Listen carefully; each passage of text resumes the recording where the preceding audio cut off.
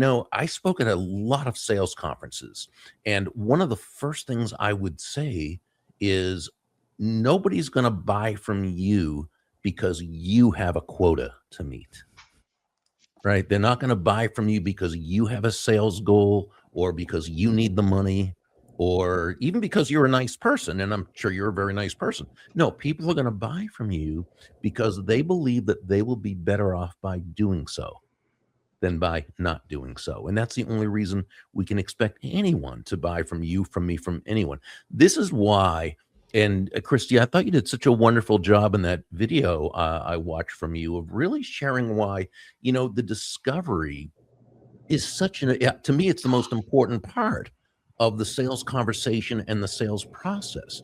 And really for a couple of reasons, because it's only when we understand their needs, wants, and desires that we're in a position to serve them. And they all have their own uniques, even though, Yes. it's the same basic reason, obviously.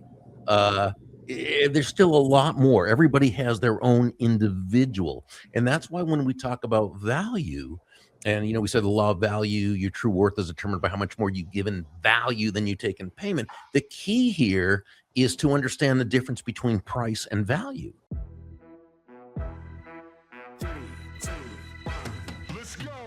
Welcome to The Move-In, a senior living marketing podcast from Unlock Health, a full-service marketing partner for the aging services industry. Join us for candid conversations exploring the latest marketing strategies with the senior living community leaders and innovative solution partners who are moving our industry forward. Together, we'll build a community to build better communities. What if the secret to selling more wasn't about selling at all? What if it was about serving first, listening better, and making every conversation about the other person instead of yourself? Hello, I'm Larry Williams, and welcome to the Move-In Senior Living Marketing, powered by Unlock Health. The answer is simple. People don't buy when they feel sold to, they buy when they feel understood. The most successful salespeople aren't the ones with a perfect pitch or the most polished presentation. They're the ones who lead with empathy, stay curious, and ask better questions and genuinely care about helping another person make the right decision. And nowhere is that more important than senior living.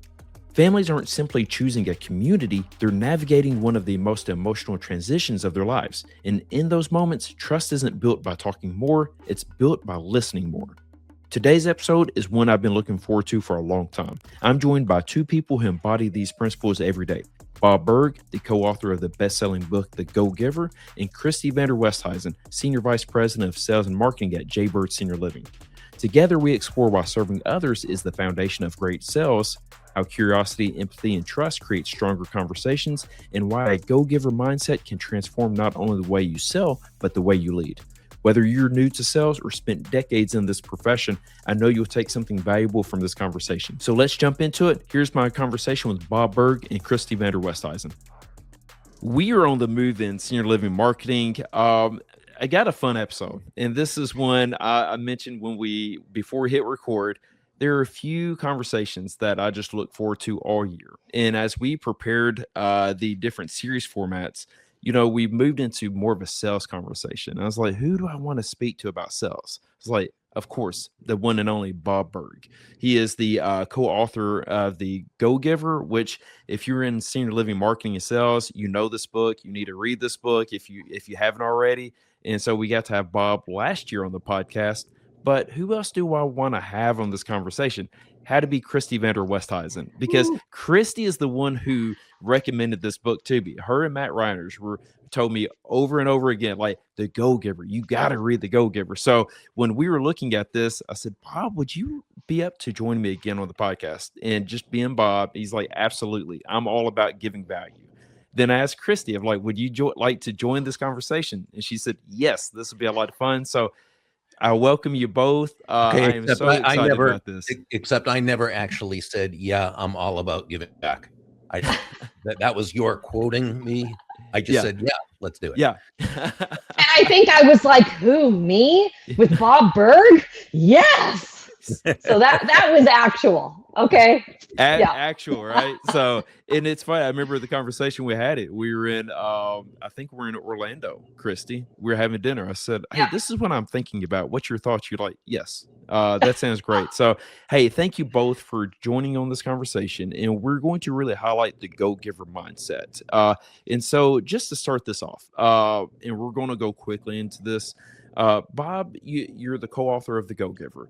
Can you, just for those who have not read the book, can you give us that quick 10,000-foot view of what the Go Giver book is about, and really provide the guidance of why salespeople will find it very impactful? Sure. The basic premise, and it was co-authored with John David Mann, who's a brilliant writer, who's really the lead writer, storyteller. This would never have happened without him. The basic premise is simply that shifting your focus, and I think this is really where it all begins, shifting your focus from getting to giving. And when we say giving in this context, we simply mean constantly and consistently providing immense value to others. And understanding that doing so is not only a more fulfilling way of conducting business, it's the most financially profitable way as well. And not for any kind of way out there, magical, mystical type of reasons. Oh, just give and good things will happen. No, it's not that. It's actually much more rational than that. It's really that, when you're that person who can take your focus off of yourself and place it on serving others, discovering their needs, their wants, their desires, making it not about you, but about solving their problems and challenges, making it not about yourself, but rather moving them closer to happiness. When you do that, people feel great about you. They want to be part of your life, part of your business. They want to be in relationship with you. They want to do business with you, but really they want to tell the world about you. They want to be what we call your personal walking ambassador. And that's something that you, Larry, and Christy both just embody so much in everything you do. Oh, thank you. I really appreciate that, Christy. Yeah, I was highlighting all your efforts when we jumped into this conversation, and definitely you lead the charge when it comes to Oh. leading with value first. And Christy, I'd like to go to you, which is you're the one that introduced me to this incredible book, which I think all salespeople need to read. But how has this book impacted you in your mindset when it comes to all things sales? Yeah, I think that so the Go Giver is absolutely the foundation of, I think, really great servant leadership and just being a good person and a good human.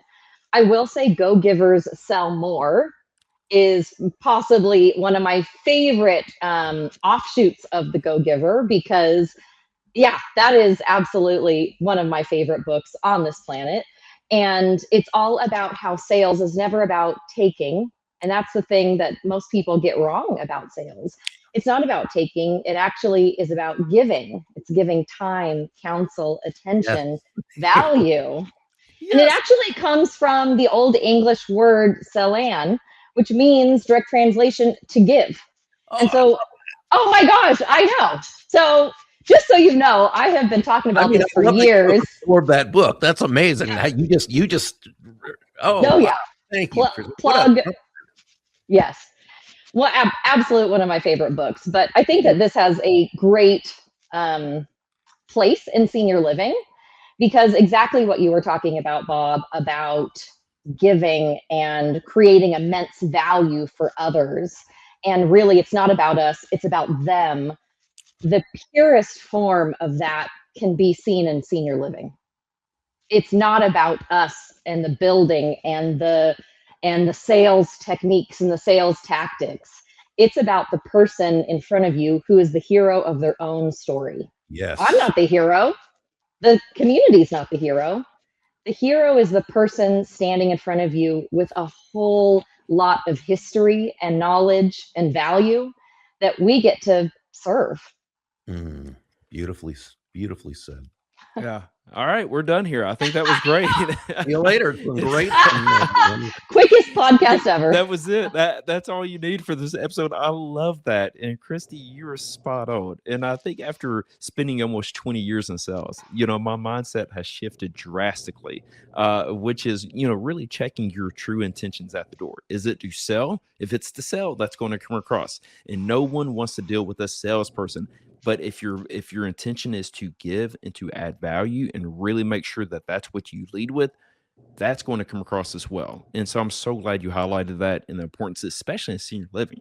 Like, this is such an emotional process. You have to lead with empathy. You have to lead with value. You have to be a Sherpa, not the person who thinks that they're the hero.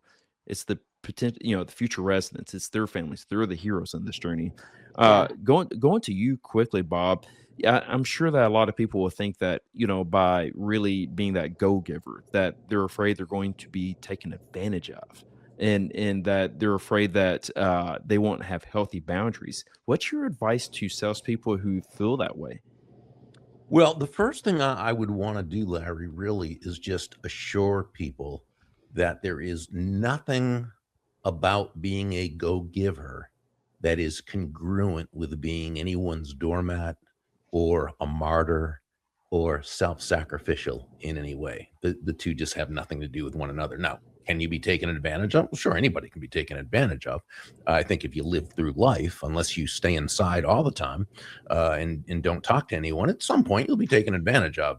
But if someone, but that doesn't have to happen. And if someone finds themselves in a position or a situation where there is a pattern of being taken advantage of, what I want to say to them is that's not happening because you're a giver. It's not happening because you're a nice person. It's happening because you're doing things in a certain way that is creating the environment for people to take advantage of you.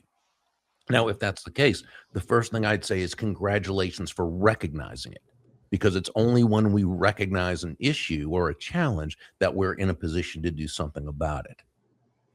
What I would do at that point is really look to see why that's happening. What is the emotional, though unconscious payoff for doing that? And, we could go into detail about this, but our unconscious and what we feel we deserve and how we see the world really has a lot to do with this. So as far as the question itself goes, no, there is no, being a go-giver really just simply means you understand the power of focusing on bringing value to others. When I used to speak, when I was on the road, because at 68 now, I'm not on the road anymore. I'm off airplanes, not staying in hotels anymore.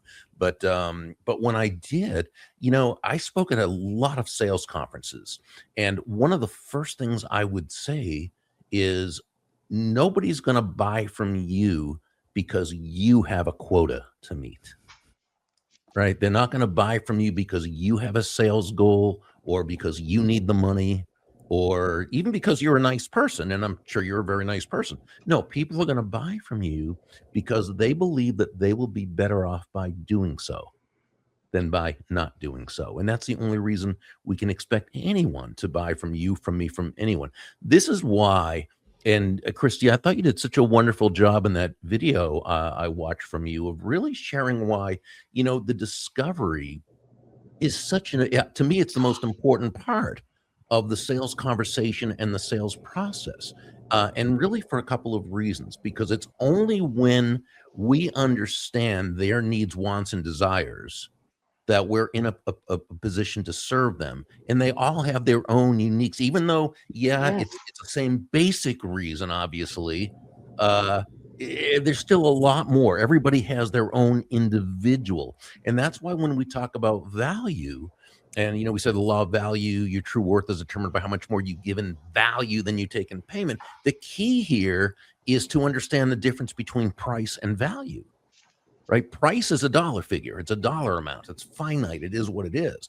Value is and this is key, it's the relative worth or desirability of a thing, of something, to the end user or beholder, right? What is it about this thing, this product, service, concept, idea, this facility that is worth so much, has so much worth or value to that person that they will willingly exchange, right? Okay, which means value is never about what we think it is.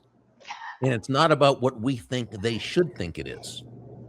It's about what they think it is. And we only know that when we do a good enough job of discovery, and we do that through asking questions and really, really listening. That's incredible. Like I can't tell you the notes I just took. So, Christy, before I go into the next question, any thoughts, feedback on that front? No, I am just, my mouth is open, and I mean, I've read the books. I've listened to the books also, but it's nothing like getting to hear it from you, Bob, just directly in your own words. Yeah, fangirl number one right here. That's very kind. Thank you. So, question for you, Christy, is as we go into asking questions, we want to be curious, but how do you balance curiosity without feeling like it's an interrogation? Yeah, that can be a fine line to walk, but you have to show up as a human through this process. And I didn't know if you have any advice for the listeners of how you manage that and how you teach that. I think that you just exactly hit it on the head, is be a human, be a curious person. Learn more and go deeper, I think is also important. I think when you ask questions, sometimes when the trust hasn't been built, people can give very surface level answers. And so it's up to us to go a little bit deeper and understand the why, and maybe things that they don't even understand is important to them. So just remaining curious and open and not defensive. And I think that one thing that salespeople in senior living struggle with, and maybe Bob, you have some good advice for us, but we solve the problem too soon. So let's say you visit our community and we know that this is the perfect place for you. It just has everything, all the bells and whistles that you mentioned on the phone that you want. So you walk in, and rather than diving deep and really getting to know the why and just more of the motivation, we say, Bob, you're in the perfect spot. Let me tell you all the reasons why. And we haven't even addressed the main concern potentially. So I think that we in senior living sales, we solve too soon. And so I think that it's really important for us to remember to take a step back and remain curious and just have that focus of learning and understanding deeply about the person, rather than potentially solving too soon or just taking surface level answers for surface level challenges.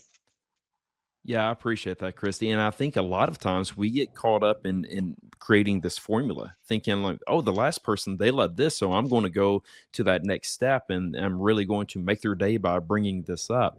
But what the challenge is to make sure we do a whiteboard and really listen to understand what's going on in their world.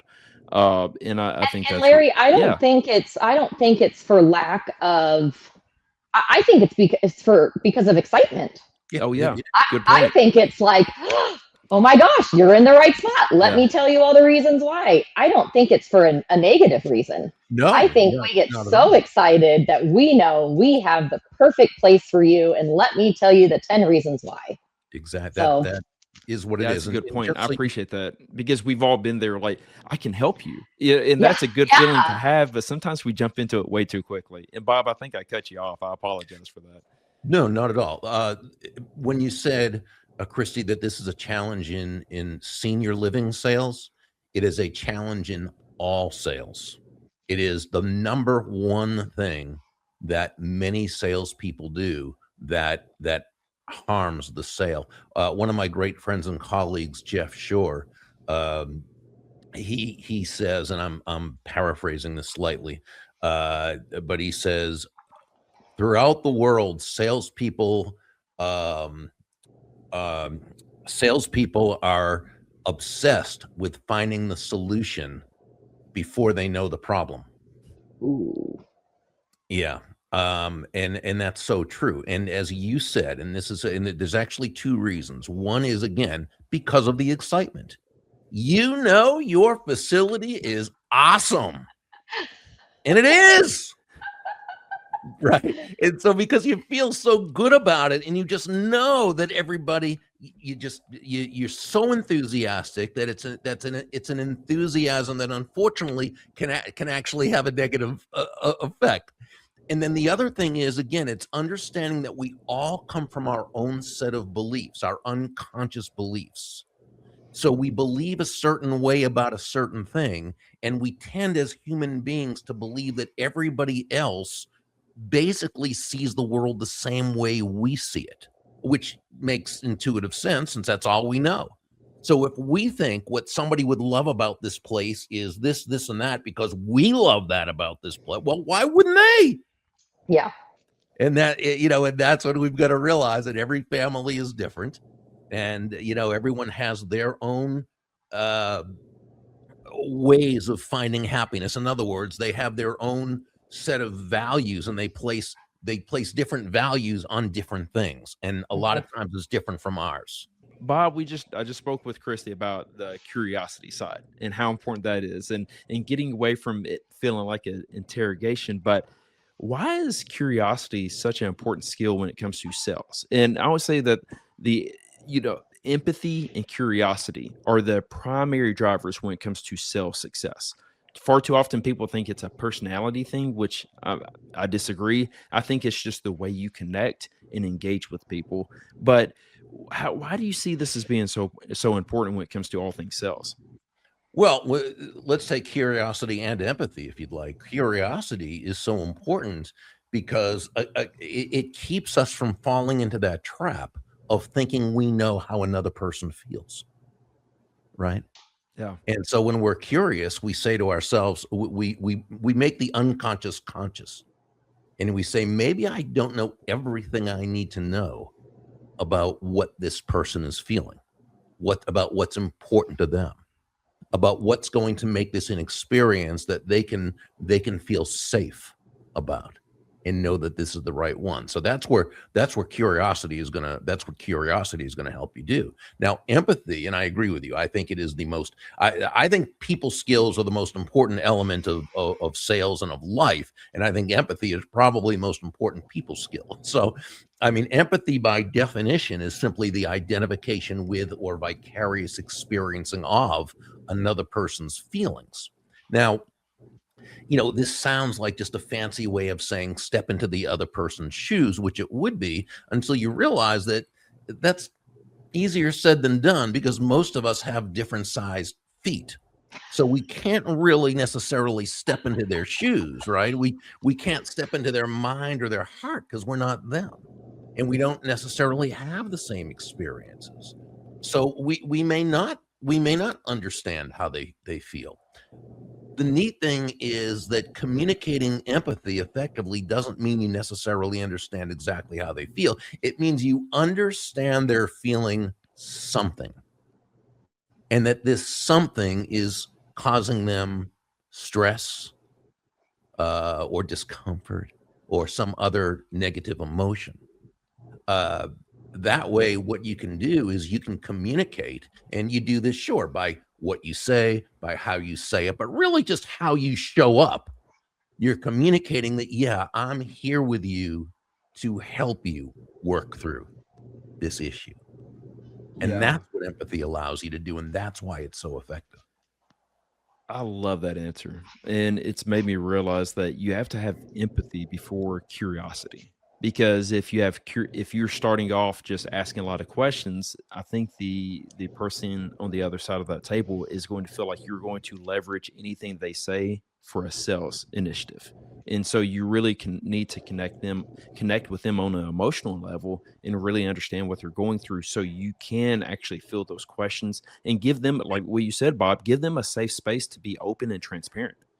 Well, it's also why trust, and Christy, I'd love to know your thought on this. It's why trust is just so very important. And that's why it's so important to be able to establish that quickly when you don't yet have a relationship with this person. This is also one reason, by the way, why referrals and recommendations are so powerful, because with a referred prospect, first, it's of course easier to set the appointment because you're going in on borrowed trust.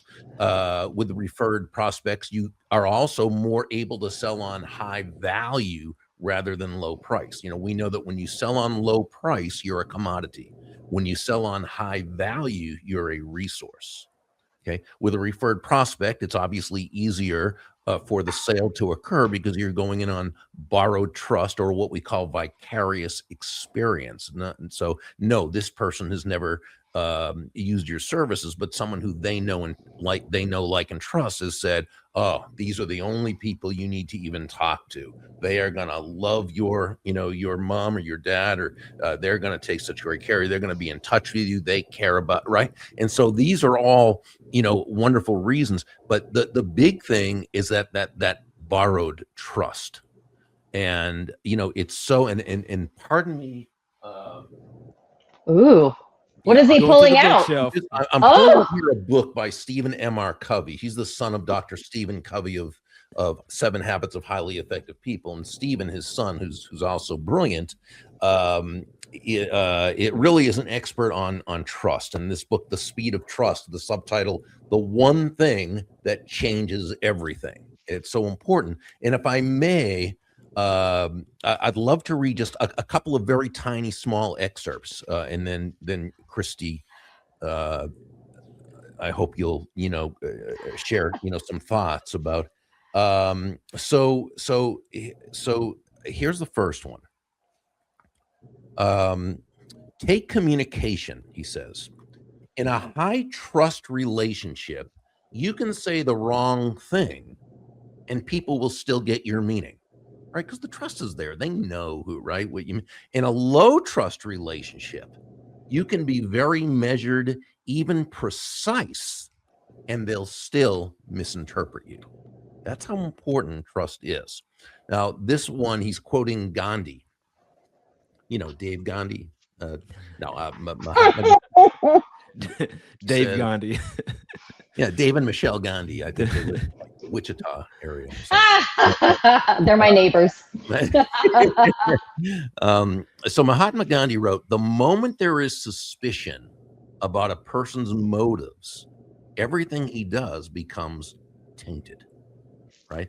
And so that's why, when you're asking these questions, when you're in the sales conversation, it's so important. So Christy, I didn't mean to Oh, you off.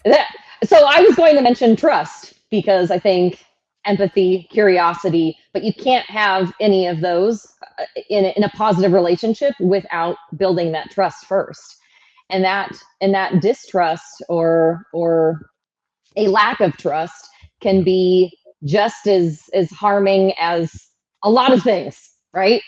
And so I think that trust is the most important aspect in any kind of relationship, but especially a sales relationship. And Gandhi said it perfectly.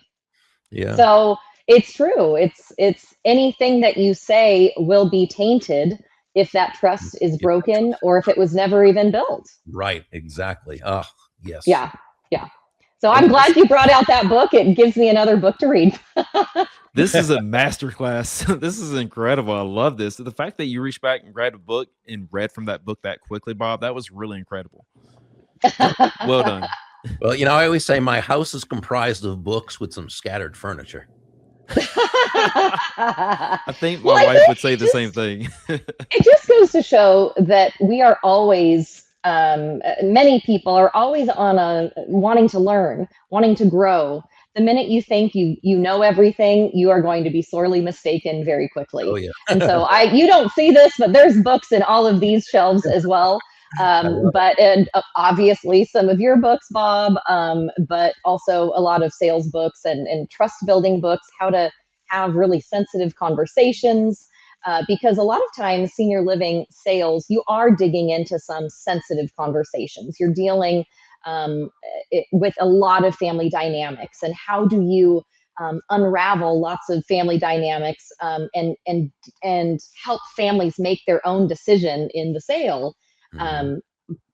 with your trusted counsel and guidance. And I think that makes, again, senior living sales very, very special, is because we get to be trusted advisors, trusted guides in oftentimes a family's most vulnerable moments. Yeah. Oh, And when it comes to senior living sales, you're peeling back an onion because you're getting into a lot of emotion, a lot of other questions that are being presented through that process. It's an emotionally charged moment, and you have the opportunity as a salesperson to really guide that. And I love that. Christy, I'm curious to get your feedback of, since we spoke about curiosity and asking questions, what's a question that that senior living salespeople need to ask more often? How are you doing? Love that. Yep. I mean, Yeah. as simple as that. You can say it in lots of different forms, but we need to understand how the person is feeling, whether it's the potential resident themselves, the family member, the spouse, the caregiver. We need to ask how they're doing, because only then can we come alongside and help them right next to where they are. Yeah. I love that. That's such an important just level set, which is just, how are Yeah. you doing with all this? Like, what's going on? How are you feeling? And I think that's a great way to start that conversation and just let the person speak. And I think far too often we think about sales, it's pitching, which is the opposite. You want to speak as little as possible and just again understand what's going on. I yeah. think there are. Oh, go ahead, Bob. No, go ahead.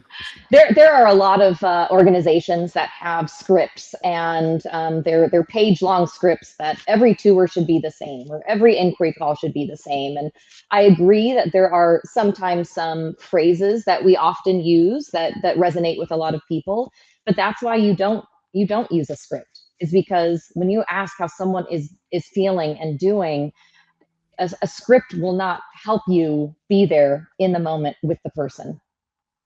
Yeah, for sure. Bob, were you going to say something? No, that's but what you just said it was so important. Use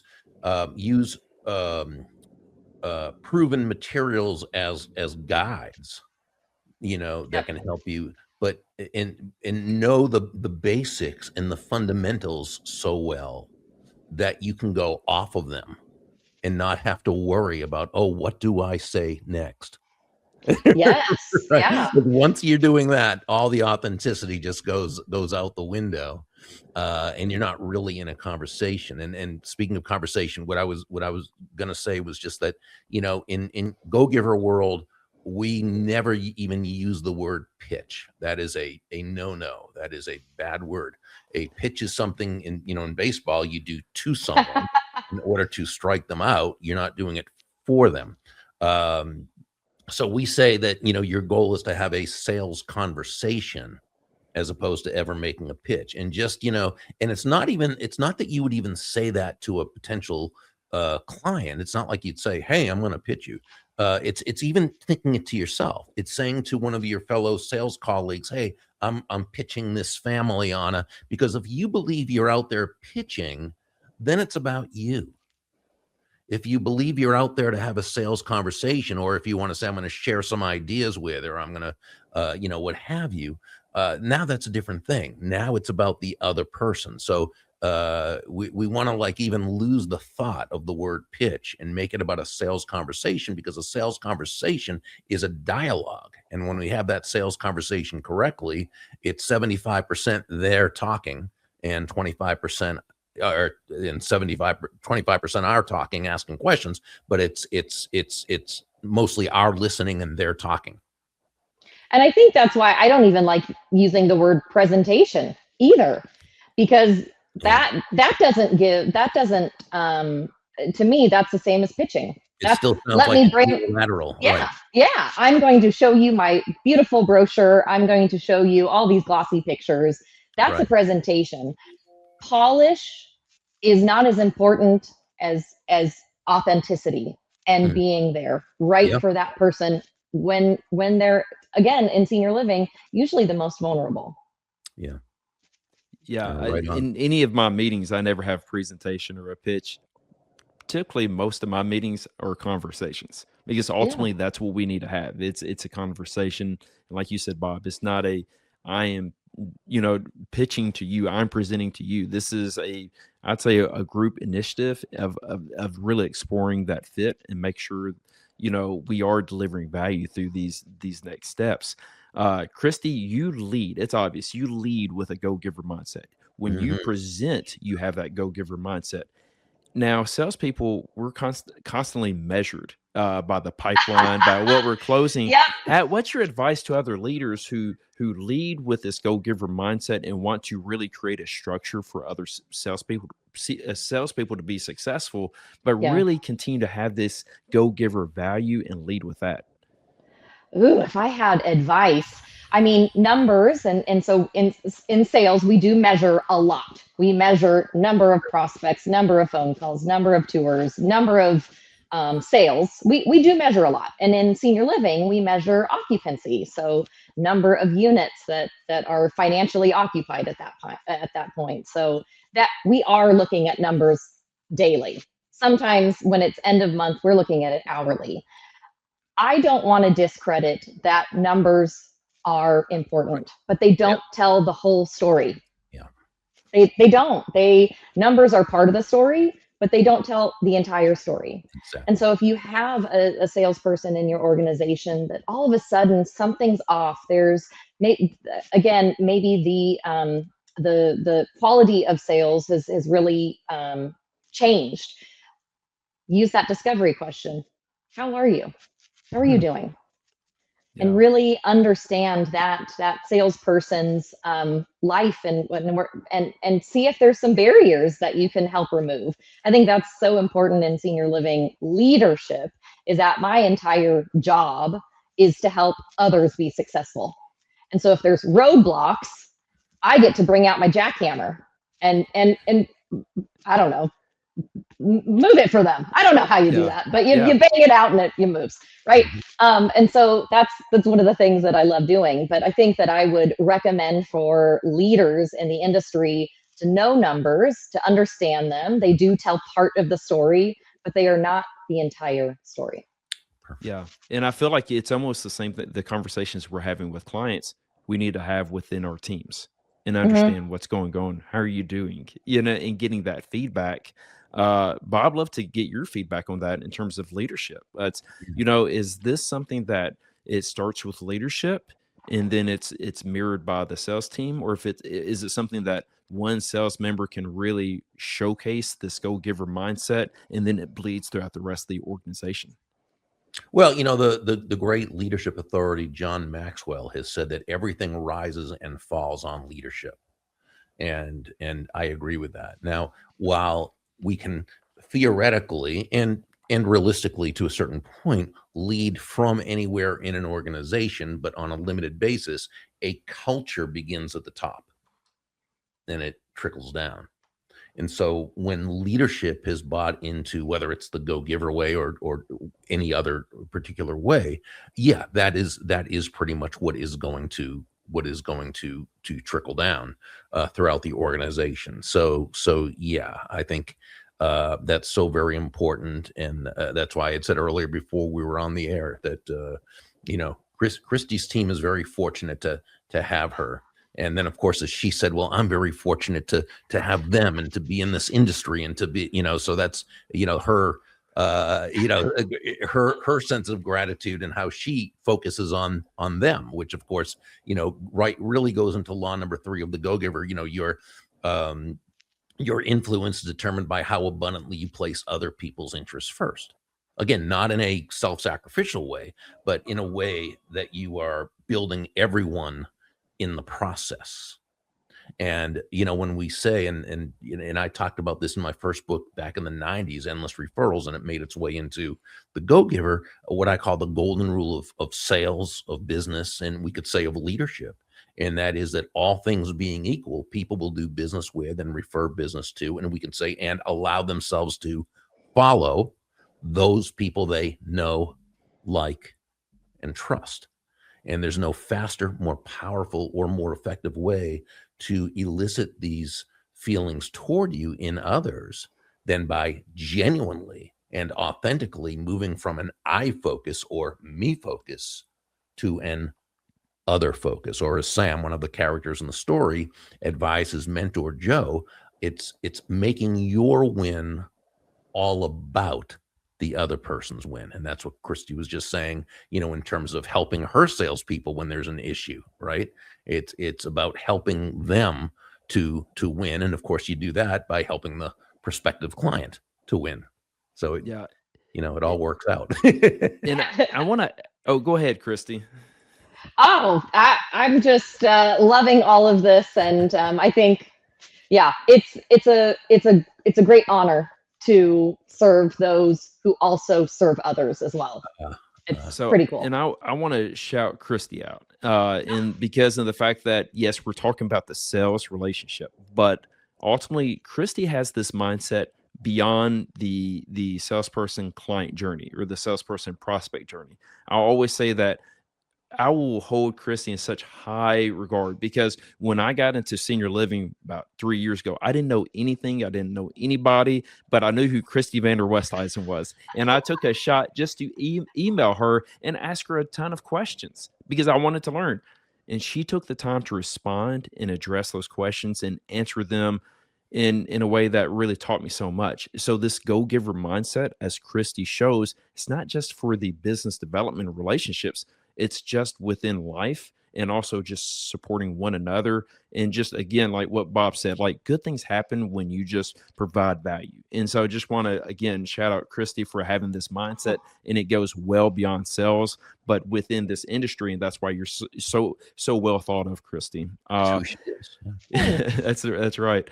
So Christy, I asked, what is the best piece of sales advice you've ever received? I'd like to ask you the same thing. Gosh, I feel like we definitely talked about it, is to stay curious. Yeah. That's a big piece, but it's not about you. It's about them. It's not about you. It's about them.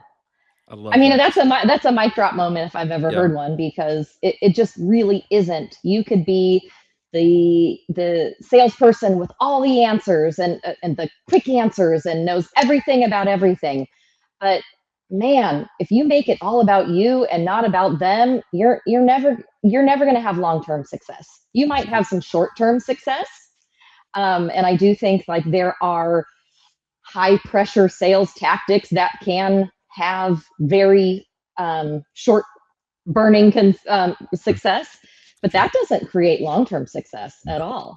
So it's not about you, it's about them all the time.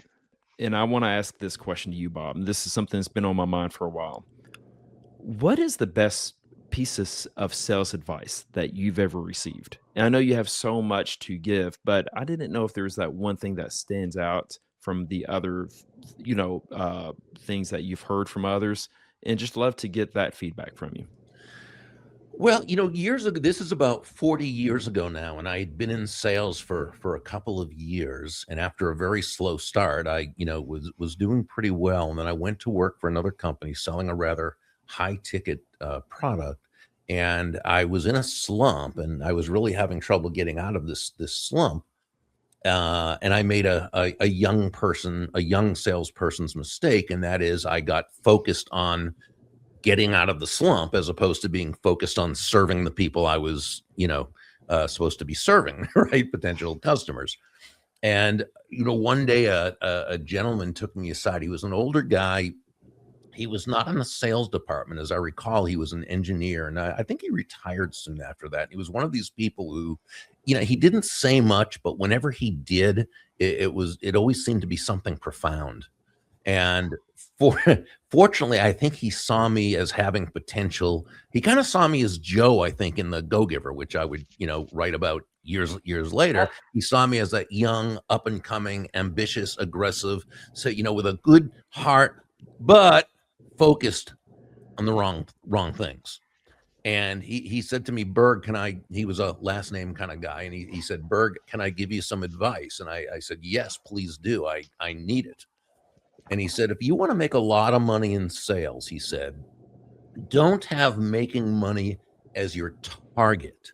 Your target, he said, is serving others. Now, when you hit the target, you'll get a reward, and that reward will come in the form of money. And you can do with that money whatever you choose, but never forget the money is simply the reward for hitting the target. Your target is serving others.